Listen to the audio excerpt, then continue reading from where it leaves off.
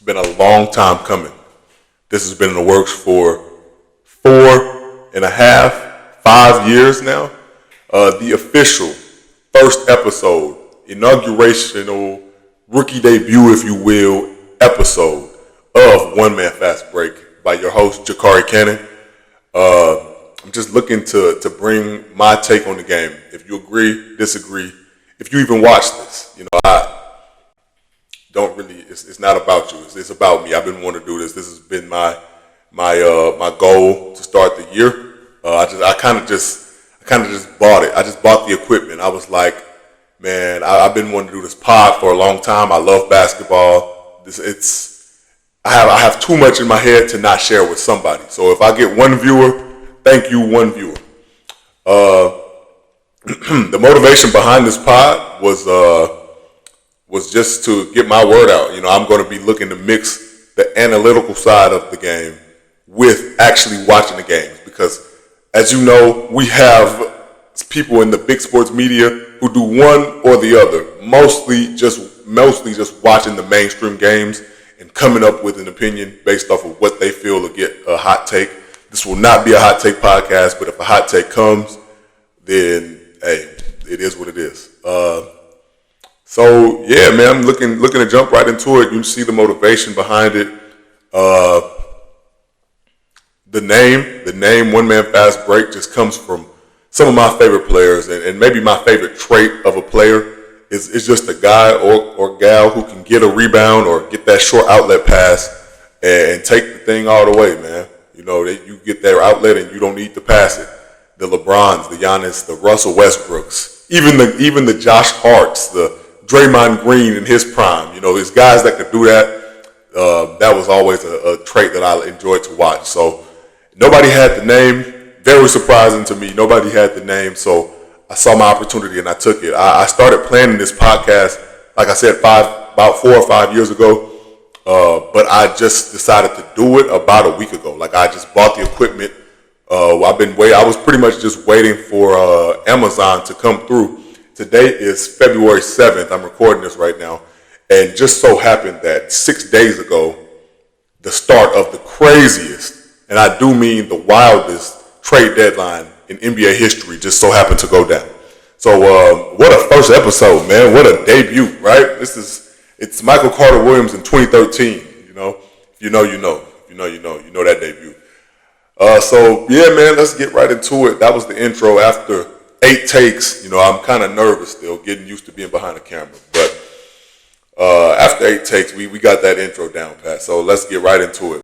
Today's episode we're going to be reviewing every trade that happened, minor or major. We'll start with the big ones, and then the ones that may be minor or not as significant, we'll dwindle down and just give a quick overview. But we're going to look at every trade that happened this trade deadline and see how it fits. I'm going to take my fan cap off, put on my analytical cap, and get right into it. So it wouldn't even feel right if I did not start with the Los Angeles Lakers. Last Saturday, the craziest news went down. I'm doing homework, watching the game, and I'm getting blown up. I'm a Lakers fan. Part Lakers fan. My other team is the Pacers. Don't ask how that happened. I grew up loving the Pacers, but also love the Lakers. So, hey, it is what it is. I live out here in LA now, so hey, I get to go to games when I need to go see, get my fix. When I need to get my fix of live action, I go to a game, whatnot. But last Saturday, I'm watching the game. LeBron is going crazy in the Garden. I'm excited. Anthony Davis will be coming back. This is a game we win without Anthony Davis. I'm like, oh, we might be making a move here. Making a push going into the All-Star break. It's always a good sign. And my phone starts blowing up. And I'm doing my best to not look because I'm doing homework and watching the game. I don't need all that stimulation going on, trying to keep my nerves down. But I'm like, okay, let me just see what's happening. And the news dropped, man. Los Angeles Lakers received Luka Doncic in the trade for Anthony Davis. And, the shock was definitely there. But now that it's been a week, I can take my fan cap off, unlike a lot of my fellow Lakers fans. I could take my fan cap off and I can put on my analytical hat and just maybe break this down and see see how this is going to go. I think in the long term, the Lakers obviously won the trade. The 25-year-old mega superstar going to the most storied franchise of all time, right? So for the full trade included Luka Doncic, Maxi Kleber, Markieff Morris to the Lakers. Mavericks received Anthony Davis, Max Christie, and a 2029 first-round pick. That first-round pick, that 2029 pick, it is so remarkable that they've held on to that. Every time as a Lakers fan, you'd hear a trade buzzing around. You would hear that 2029 first-round pick and that 2031 first-round pick being the say-all, be-all, because the Lakers had no other picks left after the Russell Westbrook trade, if I remember correctly. But that coveted pick got us the Don, Luka Magic, right? But back to the analytical side, the full belief is not set in yet that we have him. And I've had people with mixed opinions coming to me talking about what he does do and what he doesn't do and what the Lakers are going to be. But look, all I know is that for the next bare minimum, he's 25, I believe he's going on 26, for at least the next 10 years, right? If you can make him stay, if you can get him to stay and surround him with even remotely solid pieces, you have the face of the franchise for at least 10 years, right? Like it's not even close. It's not even remotely close. So it might not be an issue of right now. Excuse me. But speaking of right now, that's not all the Lakers did. The Lakers also went out and 4 days later they acquired Mark Williams for the steep price of Cam Reddish, Dalton Connect, and 2 future first-round picks, which I believe one of those picks was the 2031 pick, actually. Yes, the 2031 pick and a possible pick swap. So if the Lakers are good, which they will probably be due to Luka Doncic being on the team for the next 10 years and given health, that pick swap kind of will wash away. It won't really matter. So it's just very interesting to me that the Hornets were able to get more out of the Lakers than the Mavericks did. Mark Williams versus Luka Doncic. At the end of the day, it's just basketball, and I hate to see that the GM of the Mavericks has been receiving, hate mail and death threats and racist remarks. At the end of the day, it's just basketball. It's for our entertainment. It's for money. It's not that deep. It's never that deep. Ball is life, but the line is drawn somewhere. But my goodness, how do you? I wonder about some of these GMs that are making moves. How do they find themselves in these positions? Like, how are they able to get these jobs? What is the requirement, right? Because when you look and some of his remarks in these press conferences and his answers don't make sense. I was on Twitter the other day, and the conspiracy theories that people are coming up with make more sense than the answers that the GM Harrison is giving. The Mavericks GM, he's not giving stable answers. Is he out of shape? He doesn't look out of shape, right? But you said he ballooned up to 270. Is it that he is, I don't know, not good on defense? Is it that? Did you not want to pay him because the new CBA? What is it? Like, what exactly is it? And honestly, any of those being the reason, who cares? You were in the finals 8 months ago, right? As a 5th seed, may I remind you, with your second best player being a guy that was up and down. Kyrie Irving would have a good series, and then he would have a bad series where he's not getting the ball in the hoop because he's being guarded by a more physical guy like a Jaylen Brown or somebody that's bigger than him. He's not getting the ball in the hoop. He's doing other things to make his impact worthwhile. A PJ Tucker, who we're going to talk about that franchise later, but who's on a franchise that doesn't have a culture, and he gets to the Mavericks and we see that he's actually an impactful player. But they're a 5th seed. This is not a roster that was eye popping, or there was guys in the media that picked the Mavericks to lose every series, right? And I mean, who's to blame them? But this is the type of talent and offensive load that Luka is able to carry and will continue being able to carry at all times. And this nonsense about, well, he's not a good defender, he'll never lead you to a ring. We've seen plenty of guys be the best player on their team and not be a solid defender. Like we just seen it. 2022, Steph Curry, he gives effort, but I mean, at the end of the day, Steph Curry is 6'2", 200 pounds, right? And he's never been known for just locking up. Dirk Nowitzki in 2011. We've had superstars. If that offensive workload is enough that can get by, if you build the right team around them. In Dallas, you have 10 years to do so. You can't do it. Like what are we doing? I'm going to miss Anthony Davis, and I think that Mavericks team may have the chance to do something special this year. The defense should be well. I'm not sure about Derek Lively's return. I think I don't remember his injury, but he may be out for the season. But you still got those two bigs, Anthony Davis. We all know what he can bring defensively and offensively. He's a great 1B. And Daniel Gafford back there on that back line. You got two switchable drop coverage bigs. Whatever defense you want to run, you can run it with those two guys. The perimeter defense may not be all what it should, but I mean, if you're running a lineup with P.J. Washington, Anthony Davis, and Daniel Gafford in your front court, that is size on size. I mean, I think P.J. Washington is 6'7", 6'8", big body, long arms. Same Anthony Davis, 6'10", Daniel Gafford, 6'10". Like, that is a big mobile front court. And, the perimeter defense, the Mavericks, their philosophy is to let the other team shoot open threes. We're going to funnel you into the big. So, hey, if you're able to get a Derek Lively back in time of the playoffs, I'm not sure on his return or what he's looking like. But my only other concern with that team is finding another true scorer outside of Kyrie that can create his own. I know Anthony Davis is a great inside the arc scorer, but it's not in his genetic makeup to be the number 1A option. He's a great 1B, and I personally believe that Kyrie Irving. If we look at history, we've seen that Kyrie Irving is a awesome 1B as well. When he was given the keys as a 1A, it's just not been there.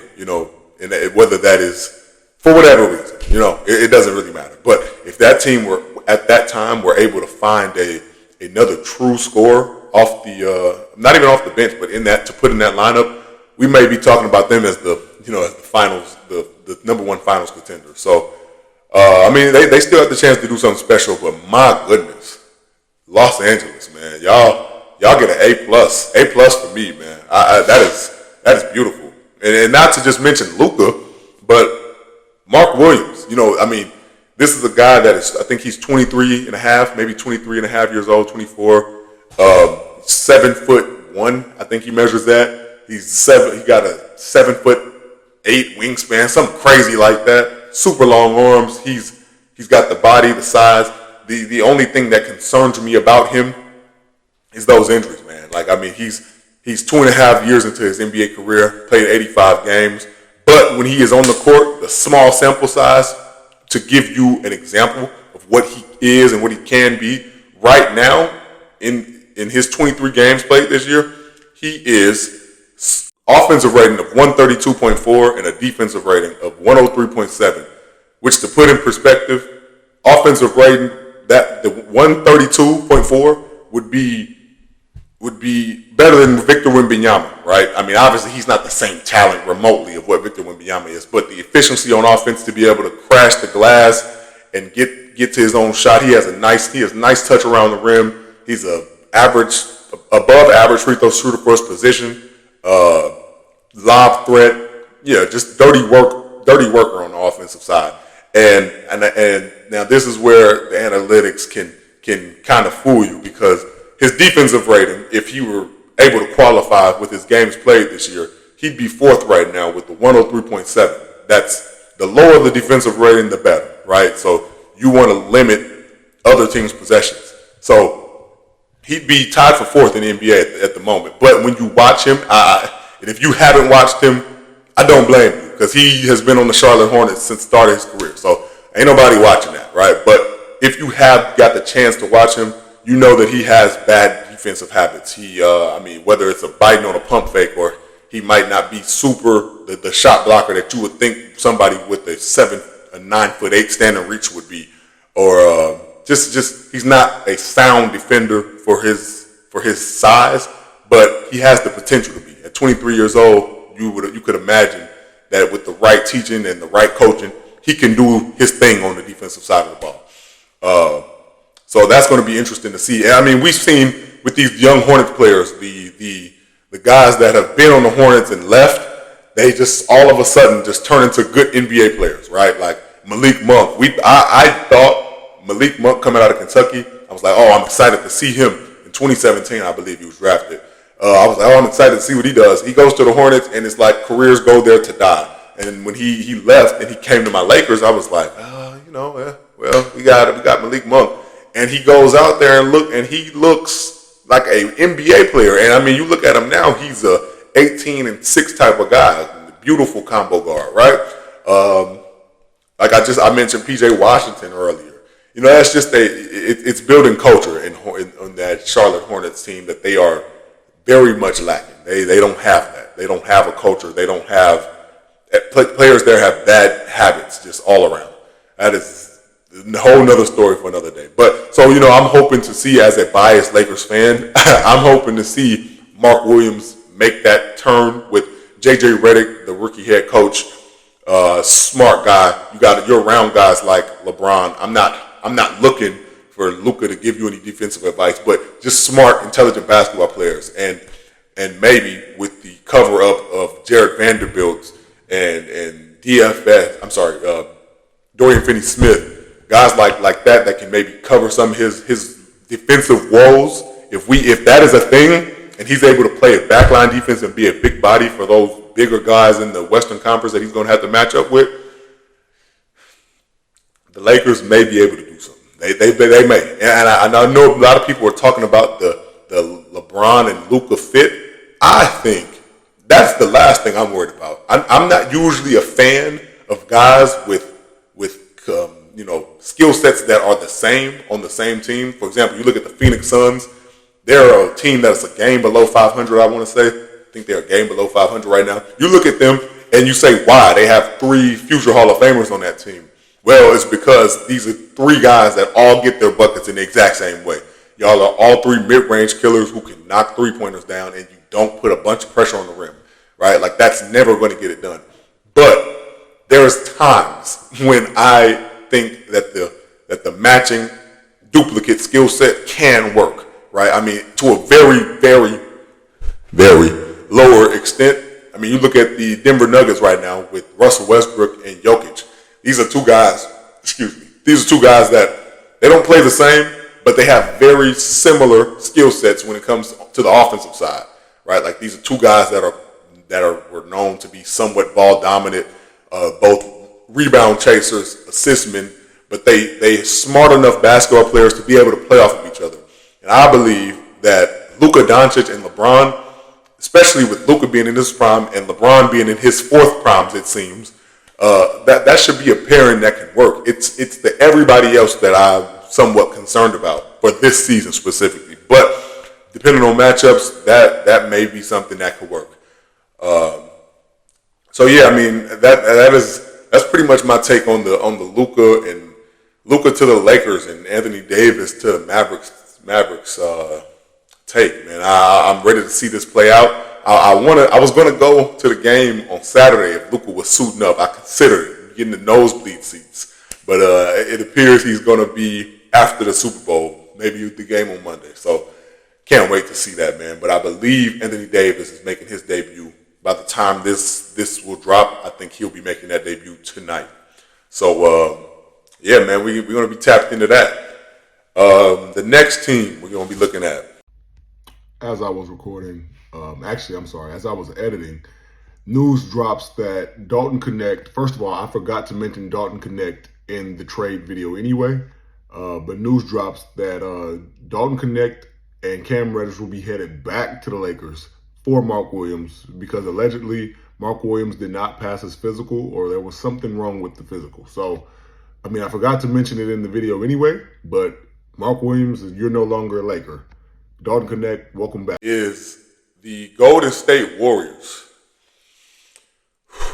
The Golden State Warriors, man, they deserve a deep breath. My goodness. I mean, y'all probably seen the clips of Lowe. I mean, he's one of the guys I tune into. But the Warriors for the last 5 years, it seems, are just the biggest missing team other than their championship in 2022.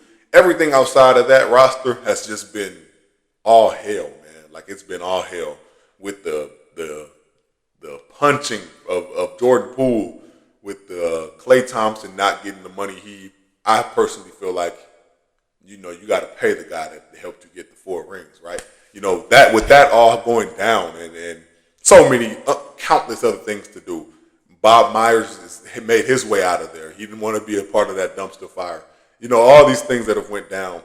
The Warriors, I don't want to say they redeemed themselves, but I will say they did something that can keep everybody at least somewhat content at the moment, right?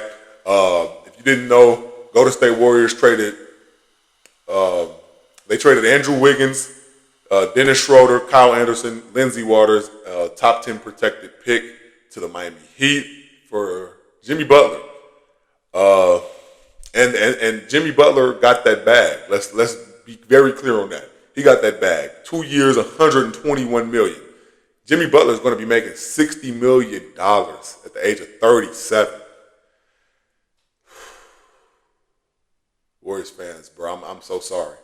But hey, it's not all grim over there, man. He's a guy. I believe Jimmy Butler is an upgrade from what you had.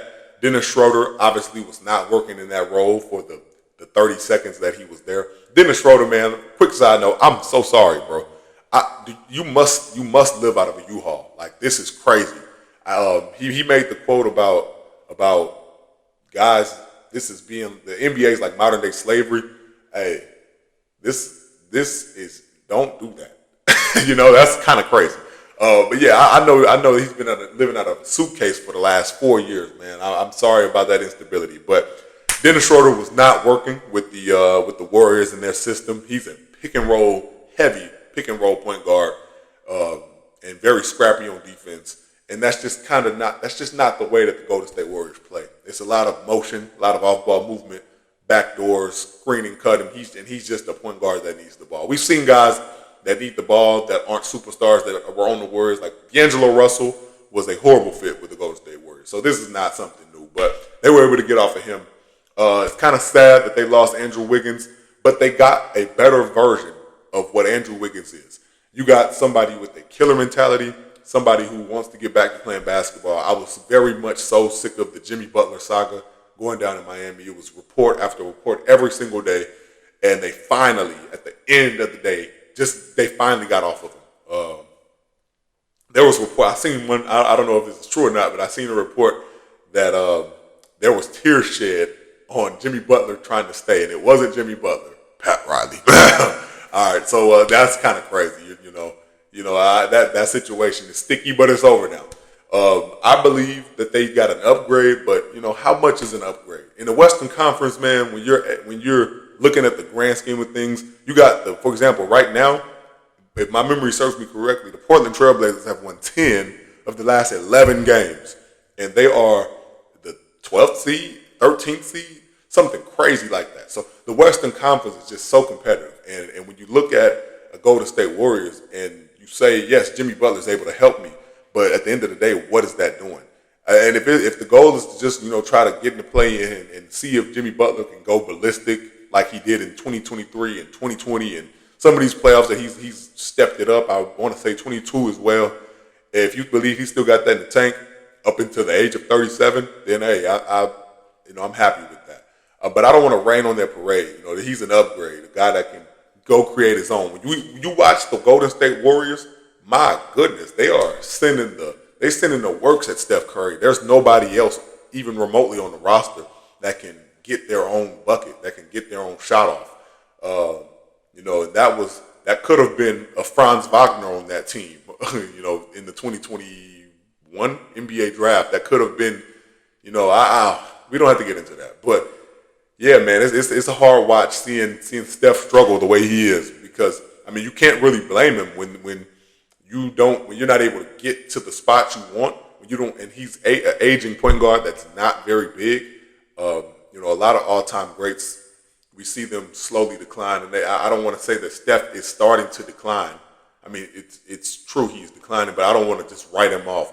But I think that's where a guy like Jimmy Butler can help you in this. He's able to take some of that pressure off.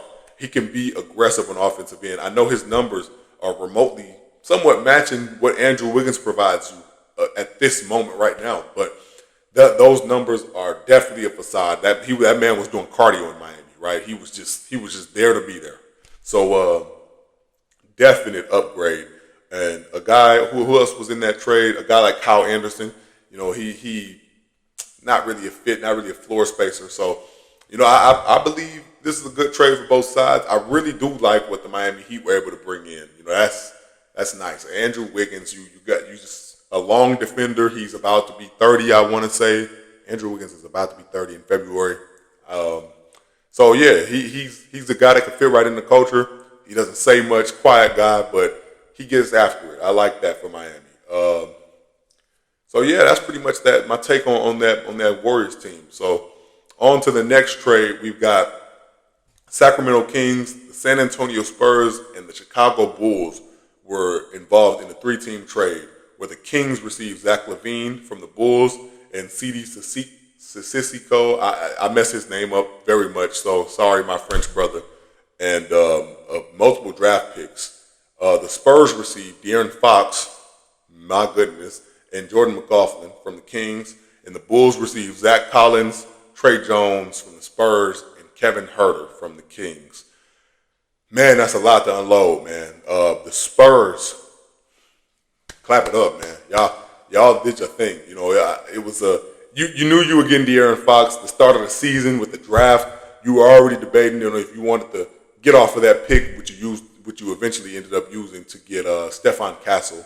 You were debating on getting off of that pick to shoot for De'Aaron Fox then, and then here comes mid-season, and it was like, oh, De'Aaron Fox, he has rumblings about San Antonio again, and even if it didn't happen now, it was going to happen in the offseason. So, y'all were able to get him now, which I think is great because you can build that chemistry, not only letting De'Aaron Fox and Victor Wembanyama get a great feel for each other for the last, 30 games of the season, maybe hope to get back in that play-in push, but also, let De'Aaron Fox fit in that system for himself and maybe learn a little something from the point guard whisperer, Chris Paul. Like that is a beautiful, beautiful thing for De'Aaron Fox, who's essentially been in a losing situation his whole career. So, that's going to be great for him. But man, the Spurs cooked up. They were able to hang on to every single young asset and give up. I want to say they only gave up one pick. My goodness.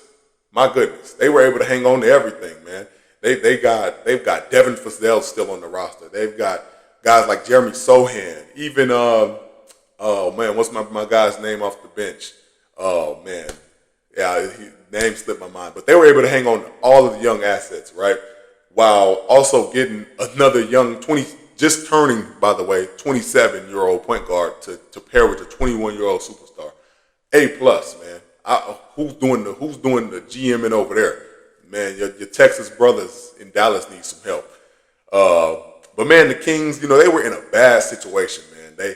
It was either he walks in, you lose him for less in the summertime, or you let him go now and you at least get something, right? You're able to pair Zach LaVine with Malik Monk and his Chicago Bulls brother DeMar DeRozan, they were just together. 6 months ago they were just on the same team again. So you were able to do something, but Kings fans, I'm sorry, man, y'all have had it rough, and this is a team that's going to continue to compete for mediocrity. In that Western Conference, if you took the Sacramento Kings and took that roster and dropped them in the Eastern Conference, we may be talking about a completely different story. right?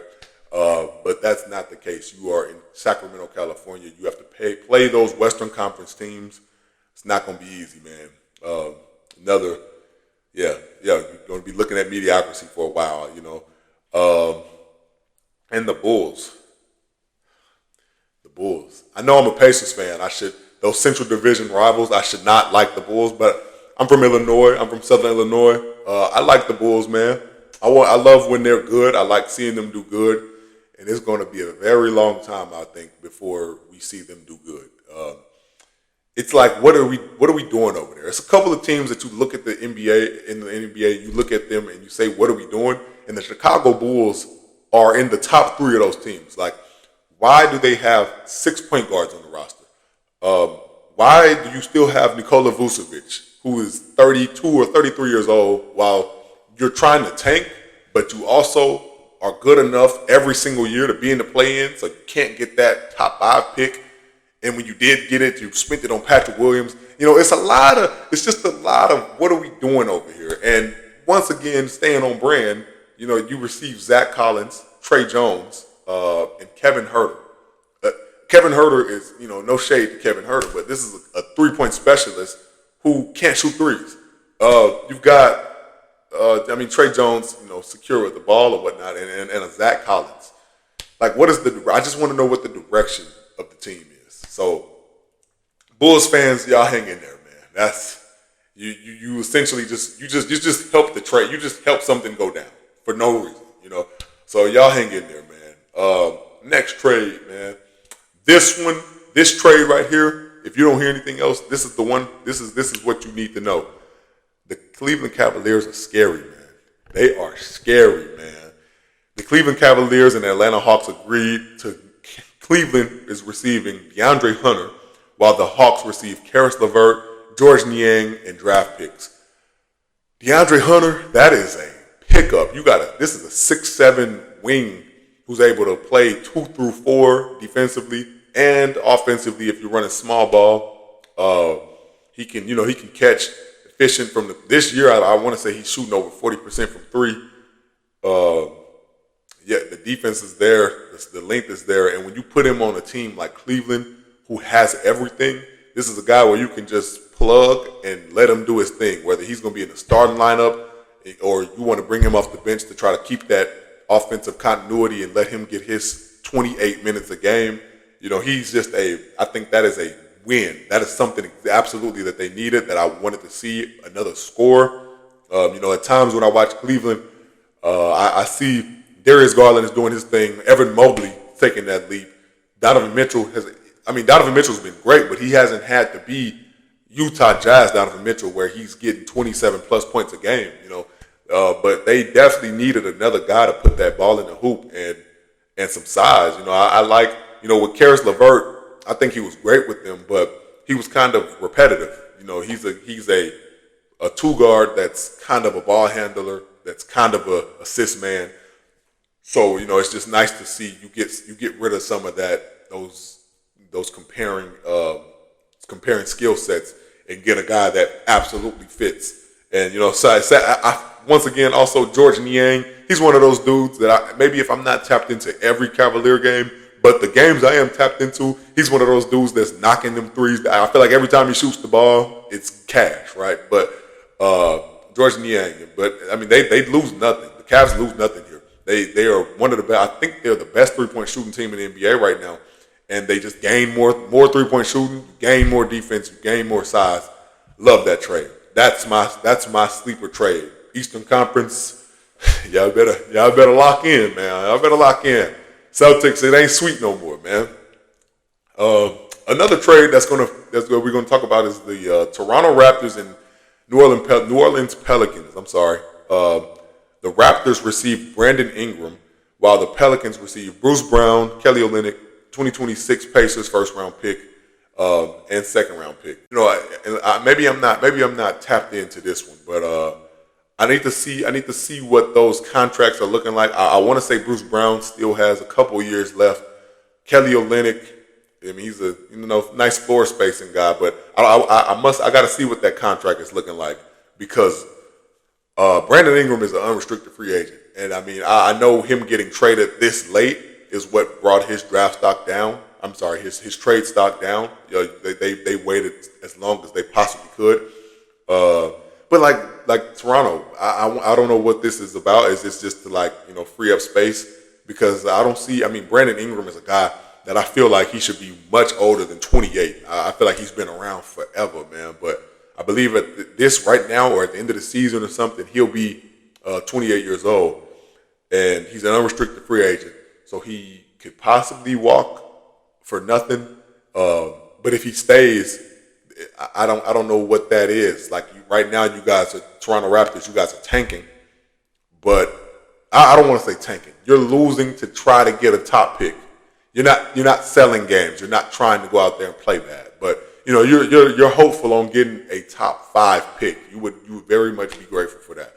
But you have a team with a Scotty Barnes, and then you add a pretty prolific scorer in Brandon Ingram. And I know Isaiah, what's his name, Quickly hasn't gotten on the floor much with your big three in Scotty Barnes and RJ Barrett. That's a duo. I'm sorry, a trio that is, they're pretty productive. I don't know if that's the trio of the future, but then you add a guy like Brandon Ingram. I don't really know what's the goal here.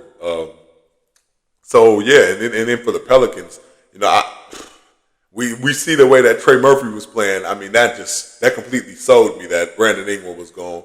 And this is Pelicans, also a team at the bottom of the conference.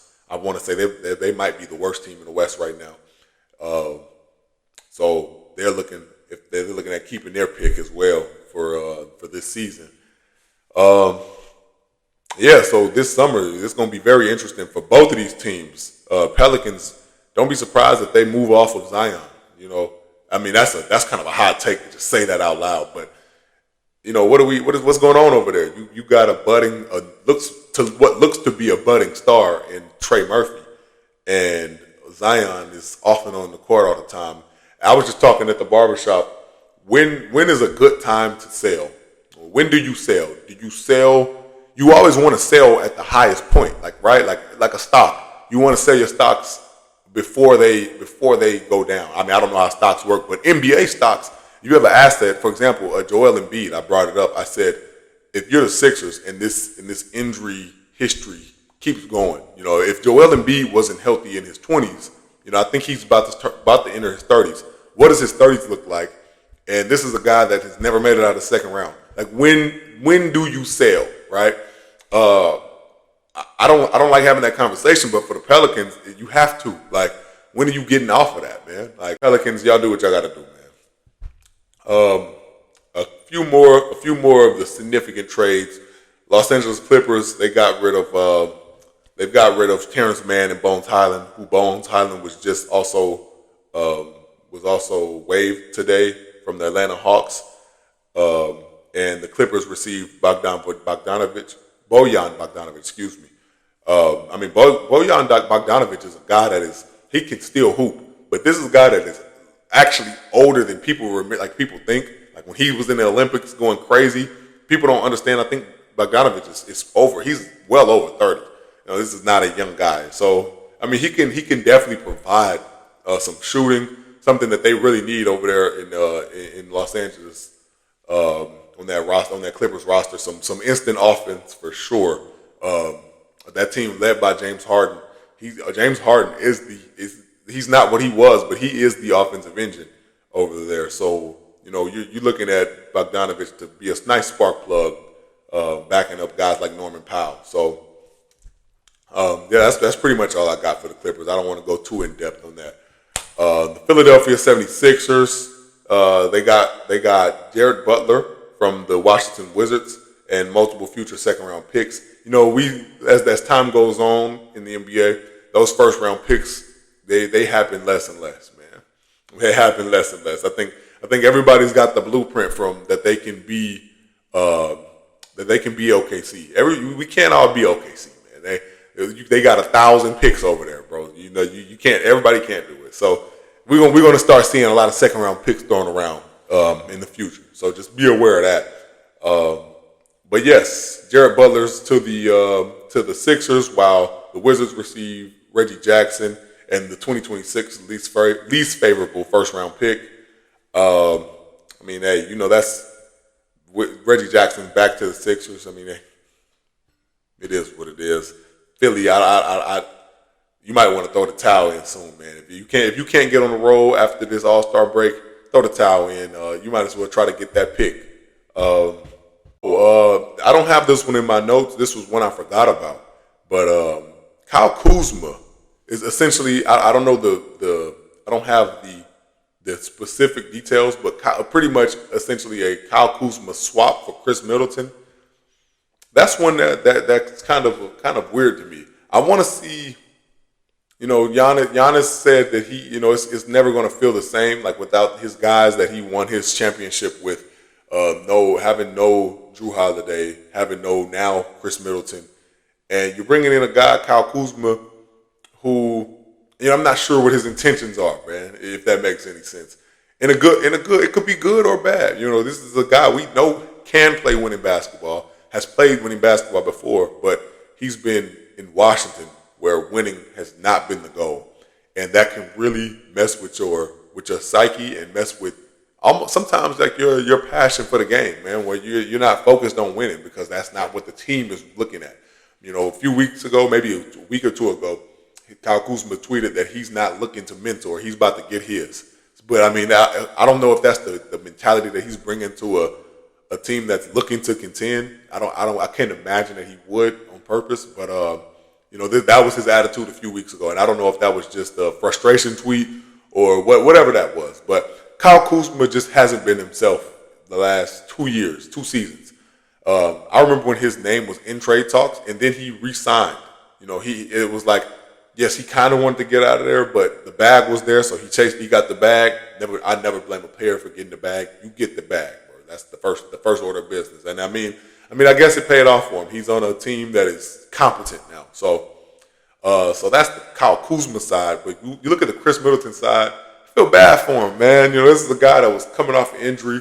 He would have an injury left and right, it seemed, for the past, almost 3 seasons now.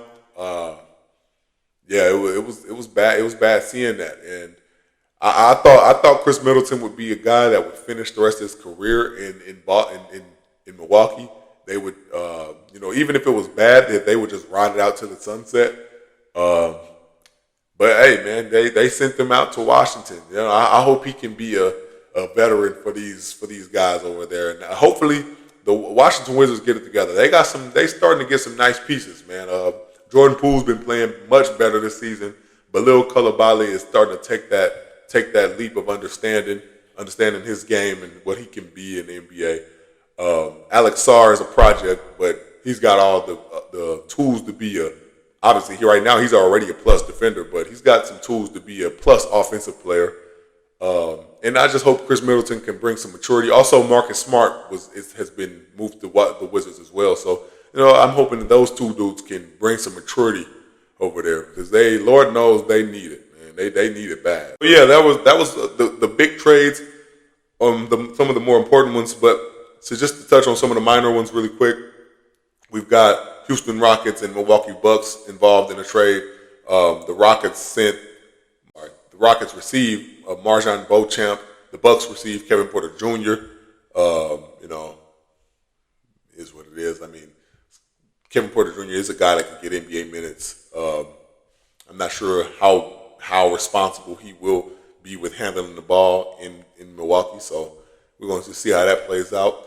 Phoenix Suns, they were finally able to get off Yusuf Nurkic, but the Suns did not have the trade deadline that maybe the front office wished to have. All season, it seemed like Bradley Beal was done. He was out of there. He was ready to leave. And then at the end, he's like, I don't feel like moving again. I'm going to just stay. I'm not waiving my no trade clause. I was like, oh, so that kind of shook up the whole Jimmy Butler situation, and things just kind of plateaued for the Suns. But they were able to get off of Yusuf Nurkic, who he's been hell for them. He has been hell for them, and not in a good way. I mean, we've seen the kind of the piss poor rebounding. He thinks he's Jokic with the passes sometimes. He was essentially just a big body out there, man. He was a big body out there. and they were able to move off of him, and they did receive Cody Martin and Micic. I believe that's how you pronounce that. I mean, they got some value in Cody Martin. He's not a guy that could really knock a three down, but that's not really what they need right now. He's a defensive minded wing who can, he's switchable. At least just all that matters is that you got off of Yusuf Nurkic. But I mean, the Suns, this is a team that maybe they're hoping to make a turn after the All-Star break. But right now, I believe, me recording this, I want to say that they're a game under 500. So, expectations have definitely plummeted for that team. Okay, so Boston Celtics and Philadelphia 76ers, they just pretty much, Celtics received Jaden Springer. Yeah, there was just a few more insignificant trades, but yeah, just touching on those, man. That was the trade deadline, man. We've seen, I think it was a record-setting 62. I want to say I've seen 62 players traded. That's just crazy because going into this trading deadline, I did not expect, first of all, stars and superstars to be moved. That definitely wasn't on the plate. But I mean, even with a lot of the role players, I wasn't expecting a super active deadline. With the new CBA, I thought teams were going to be scared. But it turns out the new CBA got teams, planning for the future. So, hey, man, hopefully there's more to come. I love the deadline season, man. There's times I get on 2K just to, emulate trades. So, this is definitely one of my favorite times of the basketball season. So, yeah, this was my first episode, man. I was definitely nervous to start. But as I started yapping about the stuff I like, the basketball, it kind of started coming to me, and I'm just going to be looking to improve. I just want to get better, man. Get better at this. This is something that I like to do. Like I said in the beginning, if I have no viewers or 100,000 subscribers, this won't matter. So, if you could do me a favor, subscribe, turn on the post notifications. Even I'm going to be working on getting better at my content, man. Coming to you guys with more numbers. This was the goal of this podcast, is to definitely bring the analytical side with the eye test of watching the game. But with the trade deadline, this is a trade episode, so we will definitely be addressing the live action of basketball. Hopefully, I can get an episode out every week. Maybe with All-Star Weekend, I might wait till Monday to drop that episode because maybe we will probably discuss the All-Star Weekend. But hopefully every weekend a new episode will be coming. If you don't follow me on Instagram, that is at One Man Fast Break. I'll put it in the description. Yeah, man. So that was the first episode. I had a great time doing this, man. This is my pride and joy. So hope y'all enjoy.